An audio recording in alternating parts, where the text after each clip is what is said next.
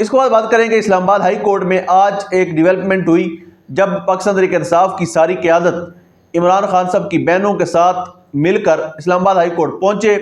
اور وہاں پر انہوں نے ڈوگر کورٹ میں جا کر چیف جسٹس جو عارضی بنے ہوئے ہیں اور یقینی طور پر یہی مستقل بھی کر دیے جائیں گے، ڈوگر صاحب سے ملنے کی کوشش کی،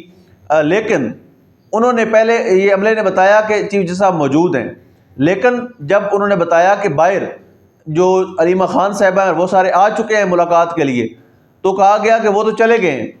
یعنی آپ دیکھیں کہ عدالتوں کو اتنے خوبصورت طریقے سے مینج کیا ہوا ہے، مینج کرنے والوں نے، کہ چیف جسٹس کو اپنے دروازے پر آنے والے سائل سے ملاقات اور بات کرنے کی اجازت بھی نہیں دی جاتی۔